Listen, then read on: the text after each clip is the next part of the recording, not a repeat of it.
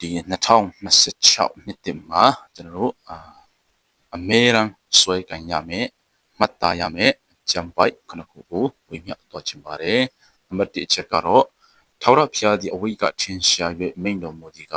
အကေစင်စစ်ထာဝရမေတ္တာနှင့်တင်ကုန်ငါချစ်၏ထို့ကြောင့်ဂယုဏကျေးဇူးကိုတင်၌ကြာမြင့်စွာပြ၏ယေရမိအနာဂတိကျမ်းအခန်းကြီး31အပိုင်းငယ်3မှာတွေ့ရတဲ့အရာဖြစ်ပါတယ်ဒီ2026မှာဘာပဲဖြစ်ဖြစ်ဘာပဲကြုံကြုံဖယားသခင်ကမပြောင်းလဲတဲ့ထာဝရမေတ္တာနဲ့တင်ကိုချစ်တဲ့အကပေမေတ္တာနဲ့တင်ကိုချစ်တယ်ဆိုတာကိုသိရှိခြင်းနဲ့တရားရှိခြင်းနဲ့အကပေမေတ္တာဆိုတာတင်ကောင်းလို့တင်ကြိုးစားလို့တင်ကျင့်နိုင်လို့တင်ထိုက်တန်လို့မဟုတ်ဘူးအကပေမေတ္တာဆိုတာကဖယားရဲ့သဘောတဘာဝဖြစ်တယ်ဖယားရဲ့ဖြစ်ခြင်းဖြစ်တယ်အဲ့တော့ဖယားသခင်ကသူ့ရဲ့သဘောတဘာဝသူ့ရဲ့ဖြစ်ခြင်းအပေါ်မှာအခြေခံပြီးမှတင်ကိုချစ်တာဖြစ်ပါတယ်တင်ကောင်းတဲ့အချိန်မှာပဲချစ်တာမဟုတ်ဘူးတင်မကောင်းတဲ့အချိန်မှာလည်းချစ်တဲ့ဖရားဖြစ်တယ်တင်ကောင်းတဲ့အချိန်မှာလည်းချစ်တဲ့ဖရားဖြစ်တယ်မပြောင်းလဲတဲ့ချစ်ခြင်းမေတ္တာနဲ့တင်ကိုချစ်တယ်ဆိုတာပတ်သက်ရှိခြင်းနဲ့တရားရှိခြင်းနဲ့နံပါတ်2အချက်ကတော့တင်တို့ကိုတတိနဲ့ကြည့်ရှုတော်မူသောကြောင့်တင်တို့၌စိုးရင်ခြင်းအမှုရှိသမျှတို့ကိုကိုရော၌အနှံ့ချလောပေတရုဩဝါဒစာပရမဆောင်အခန်းကြီး9ပိုင်းငယ်9မှာဖော်ပြထားတယ်။ဘုရားသခင်က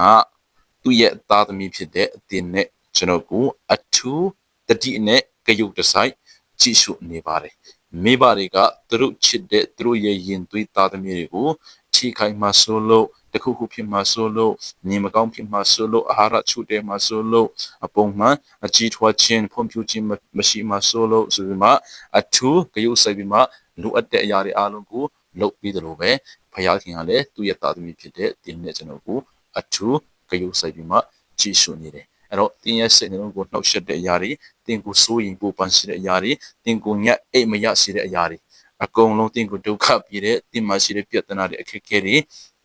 တင်းရဲ့အနာဂတ်စီမံကိန်းတွေရည်မှန်းချက်တွေအကုန်လုံးကိုဖယားခင်လက်ထက်မှာအနှံပါဖယားခင်ကကိုကြီးမဆမယ်ဖြည့်ရှင်ပြီးမယ်လမ်းပြပို့ဆောင်မှာဖြစ်တယ်နံပါတ်3မှာမိမိသားတော်ရင်ကိုမနှမြောပဲငါတို့ရှိသမျှအဖို့အလို့ငါစွန့်တော်မူတော်သူသည်သားတော်နှင့်တကွခတ်သိမ်းတော်အရာတို့ကိုငါတို့အမပြီးပဲအဘယ်သို့နေတော်မူမည်နည်းဒီမှာယောမဩဝါဒစာခန်းကြီး8အပိုင်း32မှာကျွန်တော်ကိုပြောထားတယ်ဘုရားသခင်ကသူ့ရဲ့တပါးဒီတော်သားတော်ယေရှုခရစ်တော်ကိုတောင်းမှကျွန်တော်တို့အတွက်စွန့်လွတ်တဲ့ပြီးခဲ့တယ်ဆိုလို့ရှိရင်ကျန်တဲ့ဒီလောကမှာကျွန်တော်အသက်ရှင်ဖို့ဗာလဲရှင်တန်ရက်တည်နိုင်ဖို့အတွက်လိုအပ်တဲ့အရာတွေအားလုံးကိုဖခင်ကမနှမျောဘူးဖခင်ကအကုန်လုံးပြီးမှဖြစ်တယ်ဖခင်ကပြီးချင်းတယ်ပြီးလဲပြီးနိုင်တဲ့ဖခင်ဖြစ်တယ်လိုအပ်တဲ့အရာတွေကျွန်တော်အလိုအဆုံးသားတော်ကိုတောင်မှပြီးပြီဆိုတော့အကြီးမားဆုံးလိုအပ်ချက်ကိုတောင်မှဖခင်ကပြီးပြီကျန်တဲ့အရာတွေကိုလည်းလုံးဝပြီးမှဖြစ်တယ်အဲ့ဒါကိုယုံကြည်စိတ်ချပါ2026မှာဒီဖခင်ရဲ့စကားကိုဆွဲကင်ပါတရိယာပါနံပါတ်4မှာကိုမိဘတို့သည်အကျွန်ုပ်ကိုစွန့်တော်လဲထာဝရဘုရားသည်အကျွန်ုပ်ကိုချီယူတော်မူမည်စာလံကျမ်း29အပိုင်းငယ်30မှာကျွန်တော်ဖတ်သွားတာဖြစ်တယ်မိဘကသားသမီးကိုစွန့်လွတ်တယ်ဆိုတာကအမြဲတမ်းဖြစ်ခဲ့တဲ့အရာဖြစ်တယ်မဖြစ်တာတော့မဟုတ်ဘူးဒါပေမဲ့ဖြစ်ခဲ့တဲ့အရာဖြစ်တယ်အဲ့လိုမိဘကတင်းရမိဘဆိုပါတော့တင်းကိုစွန့်ပစ်တယ်စွန့်လွတ်တယ်ဆိုရင်တောင်မှဖခင်ကတော့တင်းကိုမစွန့်ပစ်ဘူးတင်းကိုမစွန့်လွတ်ဘူးတင်းကိုခေါ်ထားမယ်တင်းကိုချီယူမယ်တင်းကိုသူ့ရဲ့သားနေရာမှာသူ့ရဲ့သမီးနေရာမှာထားပြီးမှဖခင်ဟာတင်းရဲ့မိဘဖြစ်ပြီးမှတင်းကိုကျွေးမွေးမယ်စောင့်ရှောက်မယ်ပြုစုမယ်ကာကွယ်စောင့်ရှောက်မှာဖြစ်တယ်ဆိုတာကိုကျွန်တော်တွေ့ရတယ်ဒီ2026မှာတင်းရဲ့တငယ်ချင်းလားတင်းရဲ့ရီးစားချစ်သူလားတင်းရဲ့အလုပ်ရှင်ကလားဘယ်သူကပဲတင်းကိုစွန့်ပြီးမှမောင်းထုတ်ပြီးမှအလုပ်ထုတ်နေပါစေဖခင်ကတင်းဖက်မှရှိတယ်ဖခင်ကတင်းခေါ်ထားပြီးမှချီယူပြီးပြုစုဆောင်ရှောက်မယ်ကျွေးမွေးဆောင်ရှောက်မှာဖြစ်တယ်ဆိုတာကိုတတိယစီခြင်းနဲ့နံပါတ်5အချက်မှာတင်တို့စပင်တင်တဲ့အကောင်အစင်ရည်တွက်လက်ရှိထို့ကြောင့်မကြောက်ကြနဲ့ရှင်လုကာခရစ်ဝင်ကျမ်းအခန်းကြီး7အပိုင်းရဲ့9မှာကျွန်တော်တွေ့ရတာဖြစ်တယ်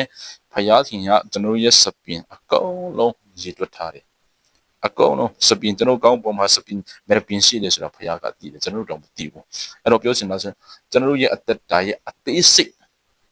အရေးမပါဘူးအရေးမကြီးဘူးဒါက ဘာမှမဟုတ်ဘူးလို့ကျွန်တော်ထင်ထားတဲ့အရာတွေတောင်မှဖခင်ကတော့ကြုတ်ဆိုင်တယ်ဖခင်ကတော့တည်နေတယ်အဲ့ဒါကြောင့်ဒီဝန်내ဆရာတွေတင်ကြုံတွေ့ရမယ်ဒီ2020မှာ26မှာဒီပြဿနာတွေအခက်ခဲတွေအနှောက်အယှက်တွေစိန်ခေါ်မှုတွေကြုံတွေ့ရမယ်ဝမ်းမြောက်ဝမ်းသာစရာတွေပျော်ရွှင်စရာတွေအားရခြင်းနဲ့စရာတွေအောင်မြင်မှုတွေလည်းတင်ကြုံတွေ့ရမယ်အဲ့ဒီအခြေအနေအဲ့ဒီအမှုရာအားလုံးမှာဖခင်ကတင်ကိုကြည်နေတယ်တင်ကိုတည်နေတယ်ဘာဖြစ်နေတာလဲဘာခံစားရလဲဖခင်ကအကုန်လုံးကြုတ်ဆိုင်တယ်တည်နေတယ်ဆိုတာကိုသတိရရှိခြင်းတယ်နံပါတ်6ထောက်ရပြကိုစိတ်နှလုံးအကျွမ်းမဲ့ကိုစားလို့ကိုဉဏ်ကိုအမြင်မပြုတ်နဲ့တွားလျာရ၌ထောက်ရပြကိုမျက်မှောက်ပြုလို့သူ့ပြုတ်လင်းတင်းလန်ကီတို့ကိုပေပင်တော်မူမီ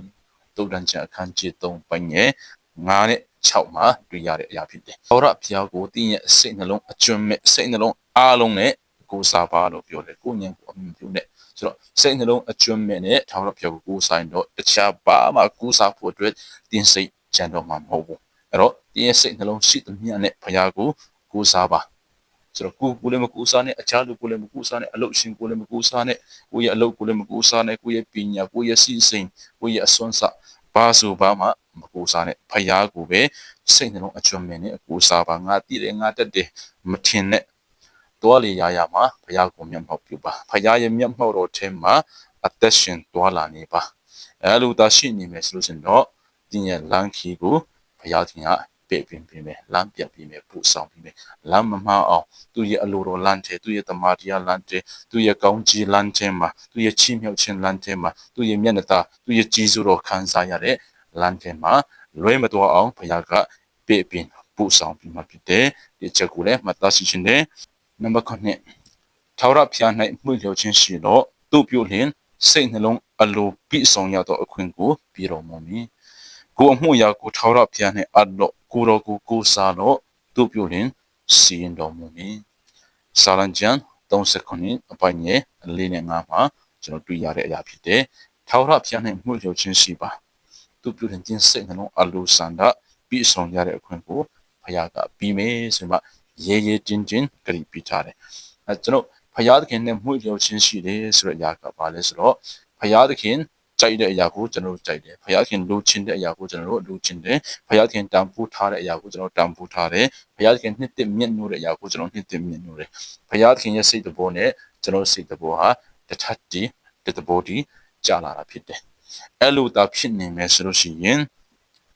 ဖယားရဲ့စိတ်တဘောနဲ့ကျွန်တော်စိတ်တဘောတထပ်တည်ဖြစ်နေမယ်ဆိုလို့ရှိရင်ကျွန်တော်စိတ်နှလုံးအလိုဆန္ဒကိုဘုရားကပြည့်စုံစေမယ်လို့ပြောထားတယ်။အဲဒီစိတ်နှလုံးအလိုဆန္ဒဆိုတဲ့အရာကဒီဇာတိစိတ်တဘောလောကီဆန္ဒစိတ်တဘောအဲ့ဒါကိုပြောတာမဟုတ်ဘူး။ဘုရားရဲ့စိတ်တဘောနဲ့တထပ်တီးဖြစ်တဲ့ကျွန်တော်တို့ရဲ့စိတ်ဆန္ဒကိုပြောတာဖြစ်တယ်။ကိုမှုရာကိုထာဝရဘုရားနဲ့အပ္ပါကိုတော်ကိုကူစားပါသူပြောရင်ရှင်းပြီးမယ်။တင်းရဲ့အကြံစီတွေတင်းရဲ့ပြဿနာတွေတင်းရဲ့အခက်အခဲတွေတင်းရဲ့ရင်မှန်းချက်တွေတင်းရဲ့အနာဂတ်နေ့ရက်တွေကိုဘုရားခင်လက်ထဲမှာအနံပါဘုရားခင်ကိုကိုးစားပါဘုရားခင်ကကိုငြိဖြည့်ရှင်းပေးနိုင်တယ်ဘုရားခင်ကပို့ဆောင်ပေးနိုင်တယ်ဘုရားခင်ကပြည့်စုံစီမှာဖြစ်တယ်ဘုရားခင်ကစီရင်ပေးမယ်ဆိုမှကြည့်ပြထားတယ်ဒီအချင်းကြီးအသက်တာဘလို့ပဲဖြစ်နေပါစေဒီချမ်ပိုက်ခေါင်းပိုက်ကိုတတိယပါဘုရားခင်ဟာတင်းရဲ့ဖက်မှာရက်တည်ပြီးမှတင်းကိုပို့ဆောင်ကောင်းချီးပေးမှာဖြစ်တယ်